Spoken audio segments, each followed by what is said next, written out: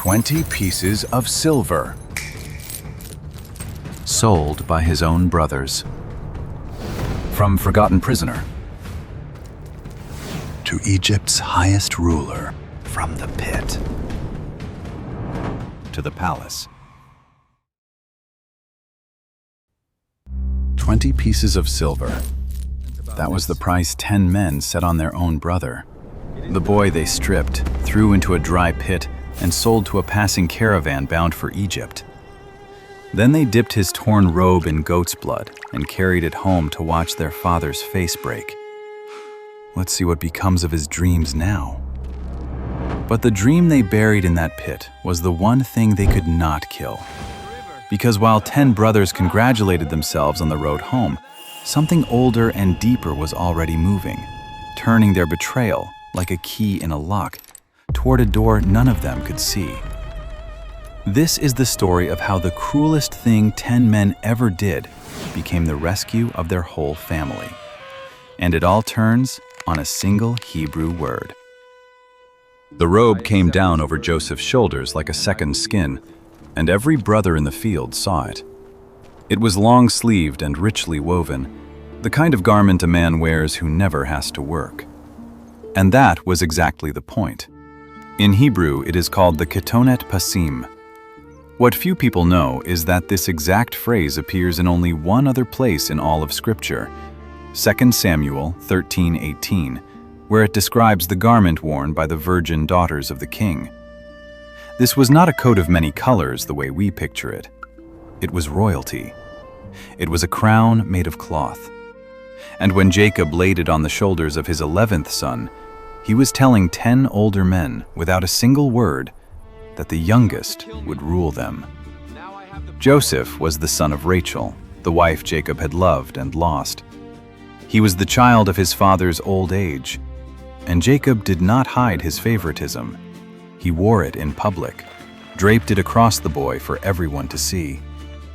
The brothers saw it, and Genesis 37:4 tells us they could not speak peaceably to him. Read that slowly. They could not even greet him. The most ordinary word between brothers, peace, had died in their mouths. Then came the dreams. In the first, they were all binding sheaves in the field, and Joseph's sheaf rose and stood upright, while theirs gathered around and bowed low to his. In the second, he reached higher still, the sun, the moon, and 11 stars, all bowing down to him. And he told them. Of course he told them. He was 17, favored, certain the whole world should hear it. They should know what I saw. And every word drove the blade deeper.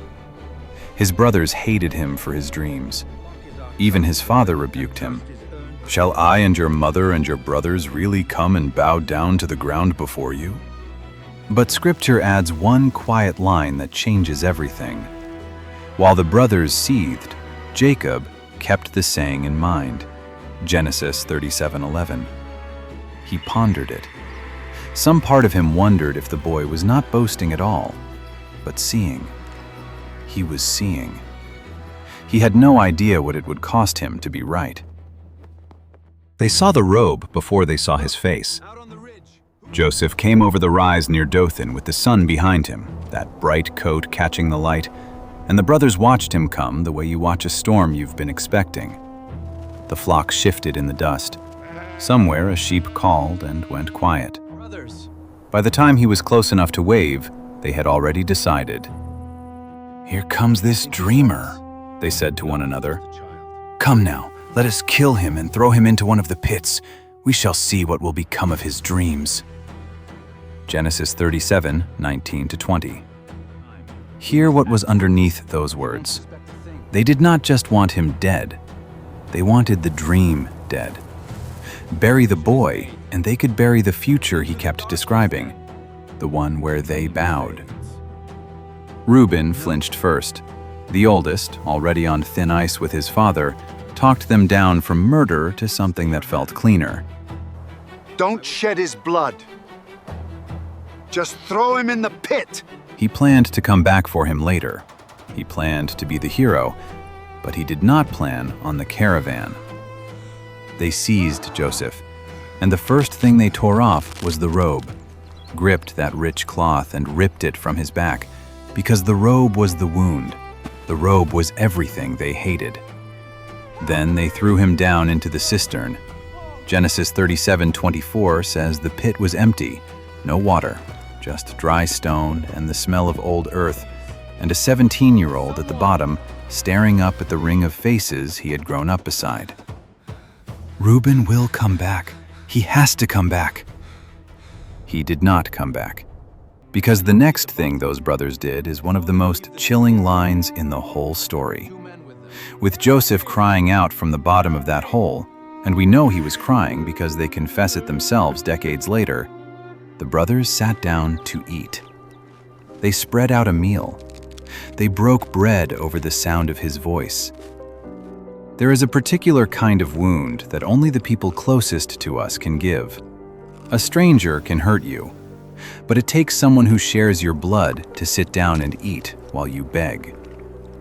And then they looked up from their meal, and on the horizon, they saw the dust of a caravan coming. What profit is there if we kill our brother and conceal his blood?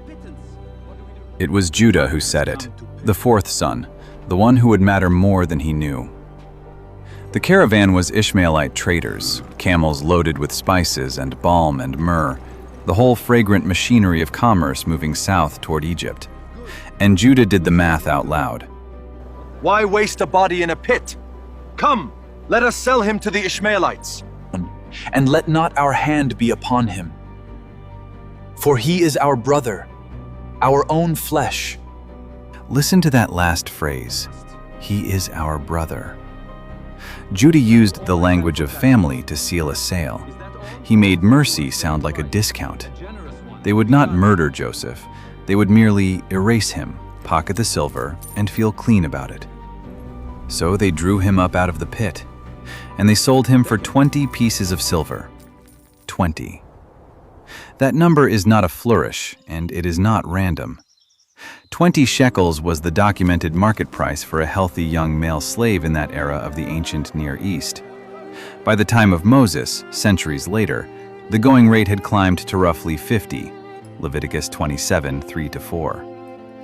The Bible quietly prices its own hero at the exact cost of a teenage slave in the world it claims to describe.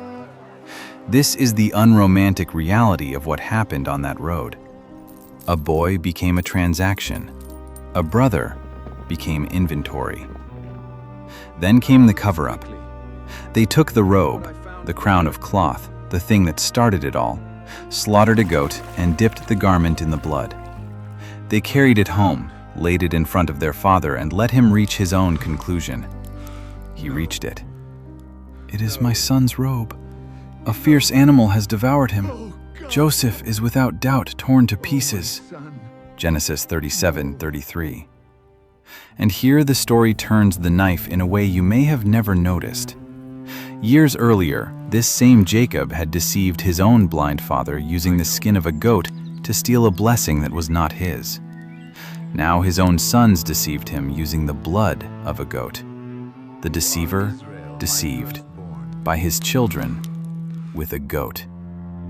This is no coincidence in a book that remembers everything. Jacob tore his clothes, put on sackcloth, and refused to be comforted. I will go down to the grave mourning my son. But here is what he did not yet know. It would not be a season of grief. It would be 22 years. 22 years of an empty place still set at the table. 22 years of a father flinching every single time one of his sons said the name Joseph. The caravan crossed into Egypt. Egypt swallowed him whole. A foreign boy with no language, no name, no rights. Sold again, this time to Potiphar, captain of Pharaoh's guard. And something happened in that house that the Bible refuses to let you miss. It says it plainly, 4 words that become the spine of everything. The Lord was with Joseph. Genesis 39:2. Not Joseph was lucky, not Joseph was gifted. The Lord was with him. In the slave quarters, in the foreign kitchen, in the lowest place he had ever been. And it showed. Joseph worked. He didn't sulk, didn't sabotage, didn't waste the years feeling sorry for himself. He took the disaster of his life and applied himself to it, and everything he touched flourished. Potiphar noticed, and before long the Egyptian handed Joseph the keys to the entire household and stopped worrying about anything but the food on his plate. What few people understand is what those years really were. They look like punishment, but they were an apprenticeship. The shepherd boy from the hills of Canaan was learning Egyptian, the language, the customs, the accounting, the logistics of running a vast estate. God was not wasting Joseph's suffering. God was forging the exact administrator a starving empire would one day need. Every descent was secretly tooling him for an ascent he could not imagine. But the higher he rose, the more dangerous that house became. Potiphar's wife wanted him. Scripture says Joseph was handsome and well-built, and she watched him move through the rooms of her home, and day after day she pressed him. "Lie with me." And day after day he refused. Not because he feared getting caught, because of who he was. How then can I do this great wickedness and sin against God? Genesis 39:9. Sit with that. A slave with no one watching, no one to answer to, no earthly reason to say no, and he names the only person in the room who actually mattered. Then came the day the house was empty. She caught his cloak in her fist and pulled. He ran, left the garment hanging in her grip, and fled into the daylight, the linen still warm where his shoulders had filled it a moment before. And a woman scorned turned that empty cloak into a weapon. She screamed assault. She waved the evidence, and Potiphar, whether he believed her or simply had to act, threw Joseph into the prison where the king's own prisoners were kept. Down again. Stripped of authority, stripped of his name, falsely accused, buried in an Egyptian dungeon. But read Genesis 39:21, because it refuses to end there. The Lord was with him, even in that place. The cloak was gone, the presence was not. 2 men landed in that prison the same season Joseph did. Pharaoh's chief cupbearer and his chief baker, both fallen from the king's favor. And one night, both of them dreamed. They woke disturbed, their faces clouded, and Joseph noticed. He always noticed people. Even at the bottom, he was watching the man next to him instead of drowning in himself. "Do not interpretations belong to God?" he asked, and then he told them what their dreams meant. In 3 days, the cupbearer would be restored to Pharaoh's hand. In 3 days, the baker would be executed. And then Joseph made one small, human plea to the cupbearer, the only thing he ever asked of anyone in that country. Remember me when it is well with you. Mention me to Pharaoh, and get me out of this house. 3 days later, it happened exactly as he said. The baker was hanged. The cupbearer walked free. Back to the palace, back to the wine and the warmth and the king's table. And then comes one of the most devastating sentences in the entire Bible. Genesis 40:23. Yet the chief cupbearer did not remember Joseph, but forgot him. He forgot him. 2 years.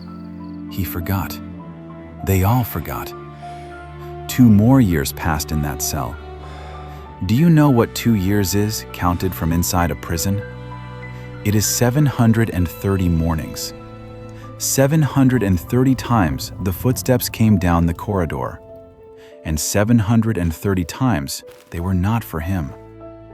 The one man who could have spoken his name had walked out the door and let it close, and Joseph was left in the silence to wonder if the God of his dreams had forgotten him too. Have you ever done the right thing and then watched it cost you anyway, with no one coming to set the record straight? That is where Joseph was. forgotten by the man he helped, abandoned by the system that jailed him. 17 years old when this began, he would be 30 before it ended, and he had no way of knowing that the silence was about to break. Not slowly, not gently, but all at once. Pharaoh woke in the dark, soaked in sweat.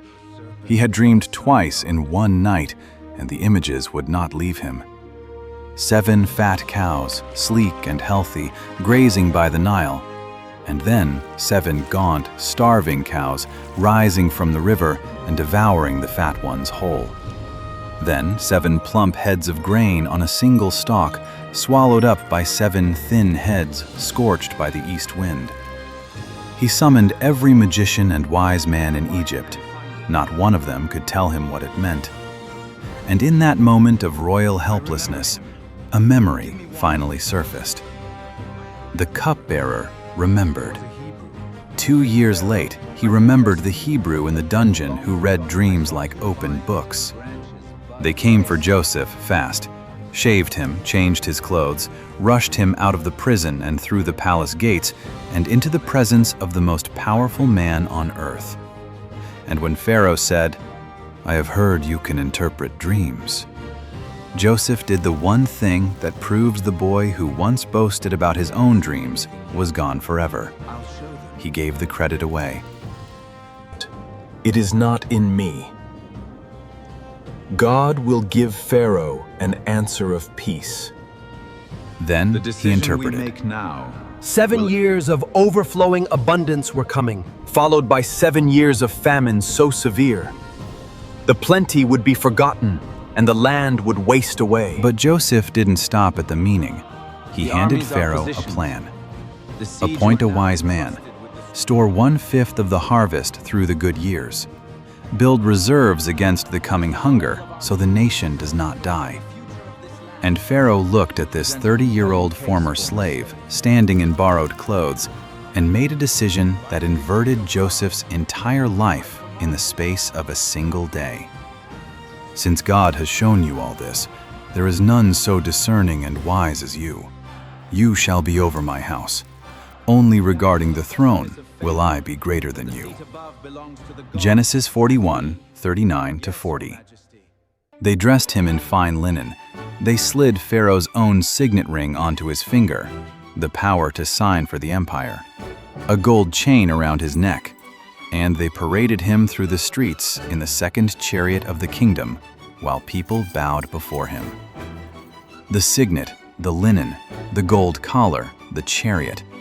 These were Egypt's highest honors, the very ceremonies carved into the walls of their tombs. In the morning, he had been a prisoner. By nightfall, he was the second most powerful man in the world. And he named his 2 sons like a man finally exhaling. Manasseh, God has made me forget all my hardship. Ephraim, God has made me fruitful in the land of my affliction. Genesis 41:51-52. Forgetting and fruitfulness. The exact 2 things a forgotten, fruitless prisoner had wept for. Then the famine came just as he said, and the whole world came looking for one thing. Grain! Grain. Mountains of it in Egypt, stored in city after city, while every other nation withered. And in Canaan, the family of Jacob ran out. The famine that ravaged the world reached the old man's tent, and he looked at his sons standing around helpless and said, "Why do you keep staring at each other? Go down to Egypt and buy grain so we can live." Genesis 42:1-2. So 10 brothers went, not 11.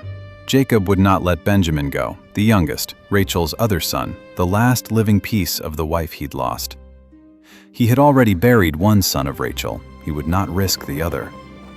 The 10 arrived in Egypt and were brought before the governor who controlled all the grain, the man every foreigner had to face. And they bowed, faces to the ground, foreheads in the dust, 10 grown men prostrate before a stranger. Stop here, because this is the moment the dreams came true.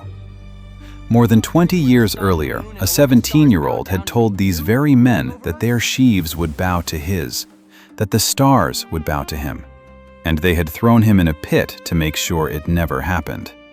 Now here they were, in the dust, before a man they did not recognize, fulfilling to the letter the prophecy they had tried to murder. The sheaves had bowed, and the brothers had no idea they were kneeling to the boy they sold. Joseph knew them instantly, the beards, the faces, the Hebrew on their lips. But he was a clean-shaven Egyptian official speaking through an interpreter, and they could not find their brother in the man on the throne. He could have killed them on the spot. Instead, he did something stranger and far more deliberate. He accused them of being spies. He spoke harshly. He locked them up for 3 days, a small taste of the medicine they once prescribed for him, and then demanded they prove their story by bringing back the youngest brother, leaving Simeon bound behind as a hostage. And while they argued in front of him, not knowing he understood every word, something broke open. They turned to each other and said the truest thing they had said in 2 decades. "In truth, we are guilty concerning our brother. We saw the anguish of his soul when he pleaded with us, and we would not listen." Genesis 42:21. There it is, the detail the story withheld until now. He pleaded with us. All this time we've pictured these brothers as monsters, but these are men who have carried that scene for 20 years. Men who heard a boy beg from the bottom of a pit and ate their lunch anyway, and have never once been able to forget it. They are not cartoons. They are us, on our worst day, when we did the thing we cannot take back. And Joseph, hearing his brothers grieve the boy they thought was dead, turned away from them and wept. The most powerful man in Egypt, undone by a confession he had waited half his life to hear. He was not chasing revenge. Revenge would have been easy. He was reaching for something only the truth could give, and to reach it, he would have to test them all the way to the edge. Benjamin should never have been on that road. Back in Canaan, Jacob had refused, flatly, fiercely, to let his last son of Rachel out of his sight. But the grain ran out, and starvation does not negotiate, and a man stepped forward who had never stepped forward before. Judah. The same Judah who once said, "Let us sell him." He looked his father in the eye and put his own life on the table. "I will be surety for the boy. If I do not bring him back to you, let me bear the blame forever." And Jacob, with nothing left but hunger, let them go. So now Benjamin walked into Egypt beside his brothers, into the house of the governor who held all their lives in his hand. And the governor threw them a feast. What happened at that table should have terrified them, and it did. They were seated in exact order, oldest to youngest, by a man who could not possibly have known their ages. And Benjamin's portion came to the table 5 times larger than anyone else's. It was a test, though they couldn't see it. Joseph was watching for one thing. Would these men resent the favored youngest son the way they once resented him? Was the old poison still in them? It wasn't. They ate, they drank, they were merry with Benjamin. They had changed. But Joseph had to be certain, and so he built one final trap. The next morning, as the brothers left the city, lighter than they came, certain they had survived, Joseph's steward overtook them on the road. "A theft," he charged. "The governor's silver cup. Search the sacks." And the search began at the oldest and worked down, in terrifying silence, sack after sack, until the steward reached the youngest, Benjamin's. He opened it. The cup was there. Joseph had hidden it himself. Now hear what this moment meant. Years ago, these brothers had abandoned one son of Rachel without blinking, sold him, then went home to lie. Here was their chance to do it again. The cup was in Benjamin's sack, not theirs. They could have handed him over, kept their freedom, and walked home clean. They tore their clothes, every one of them, and they turned the donkeys around and went back together, back into the trap, refusing to leave the boy behind. Then Judah stepped forward, and Joseph, watching from behind the mask of a foreign king, felt the ground shift beneath him. You were the one who sold me. And he would die for the other one now. Is there something you did long ago that you would give anything to undo? A thing you've carried so long it has changed the way you walk? Judah did not defend himself. He told the whole story. The old father, the lost brother, the boy whose life was bound up in the old man's heart. And then he made the offer that broke everything open. Let your servant remain here as a slave instead of the boy. Let him go back with his brothers. Joseph could not hold it. The man who first proposed selling him into slavery was now begging to wear a slave's chains himself so that his brother could walk free. It was too much. The mask cracked. "Make everyone leave," Joseph ordered, and the Egyptians cleared the room. And the most powerful man in the empire stood alone with the 10 men who had ruined his life. And he wept. Not quietly. He wept so loudly that the Egyptians outside the door heard him, and word of it carried all the way to Pharaoh's house. Then he said it. 3 words in their own language, in the unaccented Hebrew of home, the voice they had not heard in over 20 years. "I am Joseph." Silence. The kind of silence that has weight to it. 10 men frozen where they stood, the blood gone from their faces, looking at the second most powerful man in the world and seeing, impossibly, the boy from the pit.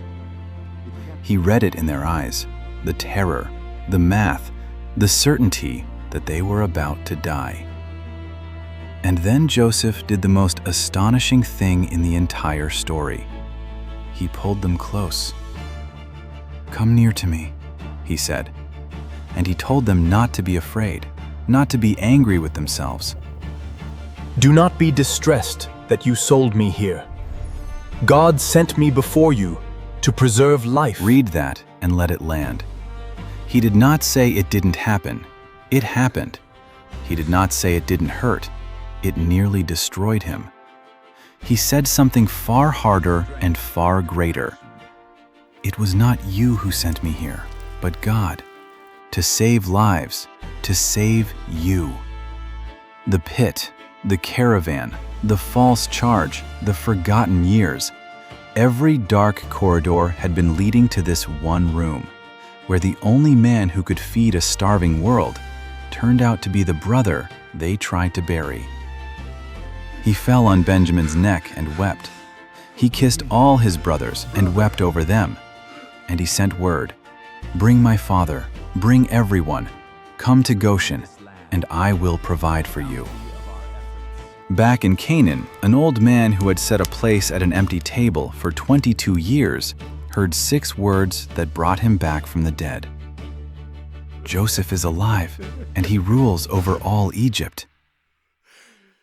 1 word. I told you at the beginning that this whole story turns on a single Hebrew word, and here it is. When Joseph finally explained it all, he said, "You meant evil against me, but God meant it for good, to save many lives." In Hebrew, the word for what the brothers meant and the word for what God meant are the same word, chashab. It means to weave, to devise, to plan with intent. The brothers wove a plot to destroy a boy, and God wove a plan to save a nation out of the very same dark threads. Same loom, same thread, opposite design. Joseph never pretended the evil was good. He looked his brothers in the face and said, "You meant evil." He named it. He simply refused to let it have the final word. "Am I in the place of God?" he asked them. Judgment was God's to give. His to give was bread and forgiveness and a future. So let me leave you with the question this story has been asking the whole time. Is there someone you have waited your whole life to forgive, or to be forgiven by? Someone whose betrayal you are still carrying, still certain it can only ever mean what they intended it to mean? Joseph's life says otherwise. It says the threads of your worst chapter are not outside the reach of a God who weaves. What was meant to bury you may be the very thing positioning you to save others. And you may not see the design until you are standing in the room where it all comes together. If this story moved you, take a moment before you go. Like this video so more people find it. Subscribe if you want more journeys like this one through Scripture. And share it with someone who needs to hear that their pit is not the end of their story. Then tell me in the comments, where have you watched God turn something meant for evil into something that saved you?